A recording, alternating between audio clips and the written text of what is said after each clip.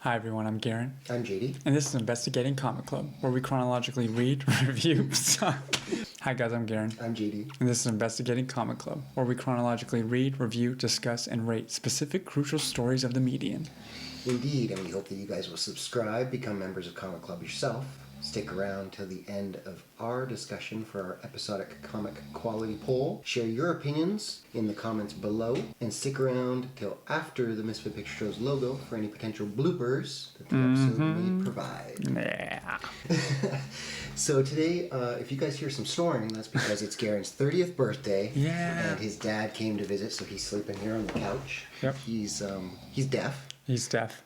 Yeah, he is. So we can speak normally. Yeah. But if you guys hear the snoring, it's part of the show. It's part of the show. And we have some themed gifts, so I think it's proper that he opens it on camera. What am I supposed to open first? Let's do the card first. And we'll cut out the silly card stuff. Handcrafted. Handcrafted. Fine. Am I supposed to read it out loud? No, that's private. That's beautiful. That's awesome. It's pretty good. It is really good. Look that's at like that. David Bowie designed Yeah. that. Stormtrooper. I think this one, it's probably kind of obvious what it is, but you won't know which one. Let's do this one. This is just Which goofy. one? Oh, shoot. This might be a little crude. You're probably cruder than you'd expect. It's just something goofy. This? Yeah. But we might have to edit it off. Because it's something you wouldn't expect from me. But anyways, From it's you just too. fun. Better be like a naked Deadpool. Might have to censor this.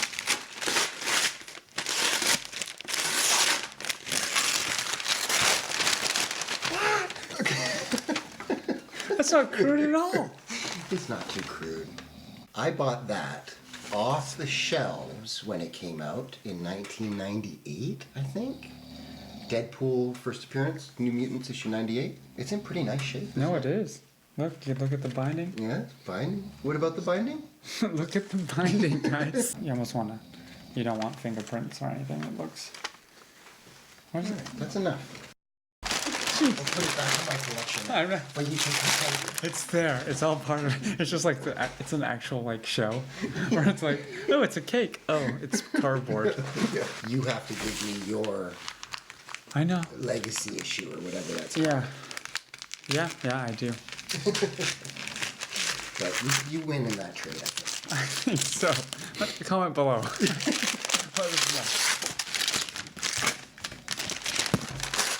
What? I made the list. I have so much to read, guys. So much to read. Jesus Christ. So that's Claremont's, that's volume 1. Yeah. Mr. Claremont. And it's been killing me not to open this because it's crinkled. You gotta flatten that out. Look at that, guys. Thank you, JD. Look at these great, perfectly themed. Happy 30th. Thank Mr. you, Garrett, thank you. My lovely misfit. Yeah, I have too much to read now. I'm overwhelmed. We're gonna take a hiatus for the rest of the month, and I'm gonna catch up on all my readings. Maybe, I don't know. What do you guys think? Should we do chapters as Garen makes it through Chris Claremont's Uncanny X-Men run? Should we be adding that to our podcasts? Let us know if you guys want to see what Garen thinks as he moves along. Chris Claremont, Volume 1. That might be kind of fun. Perfect. Okay. So, He does I'll vibration. bring that little computer up. Cheers, Garen. Happy 30th birthday. Cheers. Thank you. Cheers, guys. All right. Did I rope-a-dope you at all? I knew that you knew I was going to give you Deadpool. No, Did I actually, play- no. I didn't Really? know at all. Yeah. I didn't know. I mean, I knew one day it would come. One day, my prince will come. I already miss it. And it's I already miss it. should. That's friendship, It Garen. is. So today, we are doing X-Men number 3 by Jonathan Hickman, Lionel Francis Yu. What are some thoughts here, Mr. Garen, of X-Men number 3? Anything overall, real quick? It's throwing me for a loop as far as like characters that are in it, that new characters.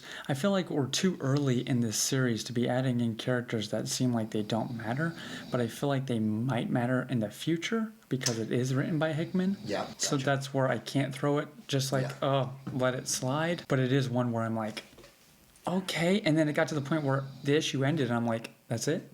It felt like 15 pages. Yeah. I was like, I even was like, did it not download all the way? What happened here? Like, All right, so the cover is Emma and Cyclops riding some dinosaurs from the Savage Land. I've never been a big fan of the Savage Land. It's a throwback. Emma and Scott spent a little bit of time in the Savage Land during Ed Brubaker's run. It was Gotcha. actually, I can't talk too much about it because you have, after the Grant Morrison one that you've got, yeah.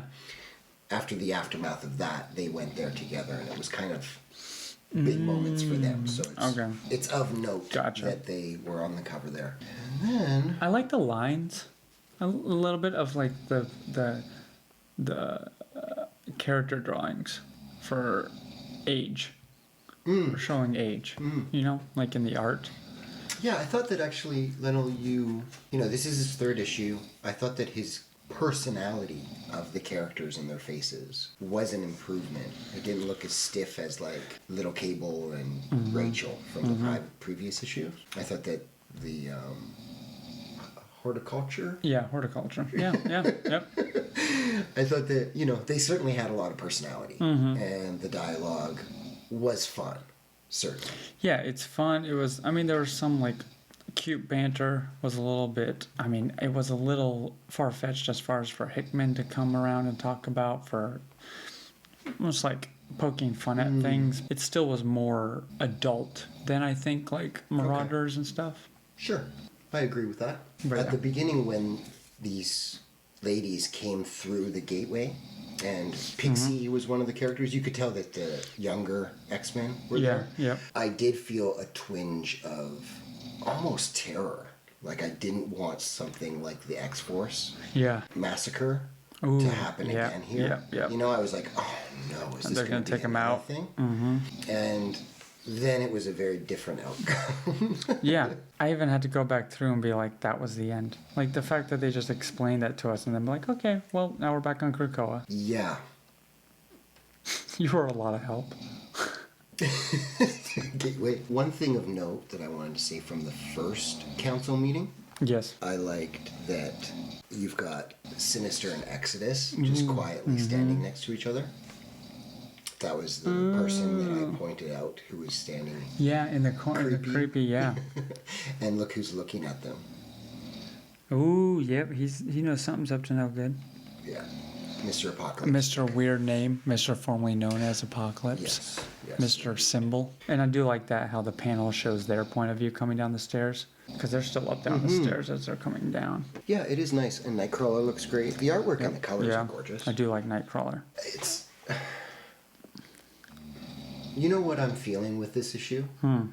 I've gotten so used to reading runs of comic books now and graphic novels in the years since I have been not reading them sequentially really like this, in this like weekly kind of format.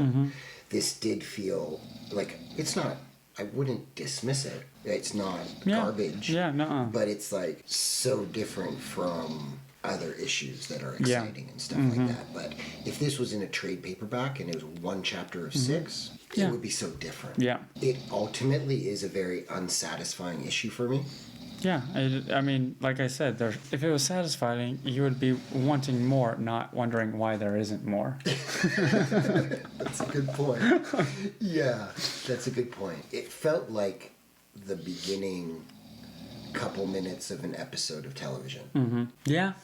And then, okay, where's the rest of the story? This whole issue could have been that before that credits sequence. Yeah.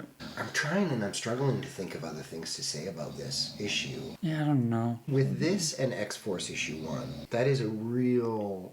This whole Krakoa thing is just not going well. It's falling apart very rapidly. Did you have any thoughts about Cyclops going to Jean or Emma? No, I mean, I didn't read into it that much. I just saw, I mean, he was with Emma. Happened to be with Emma this time. Yeah. She said very bluntly that she would love him even more. Yeah. I don't know. I really don't know, guys. Guys, I don't know. And I hope you enjoyed my gifts. I'm glad we had that to do this episode as well. I guess I'll give the issue a B minus. I'm just trying to, even like with the names of the people in it. Genetic, 71 years old, thinks she's best friends. Like, why do I care? You don't. Right? It's cute. You know, it's fun and it's amusing. Yeah. But again, now waiting for the next couple weeks for the next issue or a month for the next issue, it feels certainly like, compared to what else we've gotten for the same amount of money, it didn't really feel like bang for our buck. No, and I'm gonna have to go buy this tomorrow again. And I come back to this C+ work. C+. All right, so C+, and I'm gonna actually give it a C+ too. I give it a C+. Both of us, C+. What do you give it? Comic quality poll. Let us know. A, B, C, D, or F. And let us know in the comments. Maybe even stuff we missed. Maybe Is we're it a looking C+? over. Are we being nice? It was fun and cute, but really. I don't know, man. I think I might be nice because a C+ in my grading scale probably is like a D. We're both being very nice because Hickman has not led us astray yet. And there might be a huge revelation coming from these seeds that he planted. Yeah. No And that's pun true. intended. Yep. Yeah, You know. we're giving him, because of how well everything else is done, I think we're giving him leeway and giving him a curve. Grading him on a C+. curve. C+. To be continued.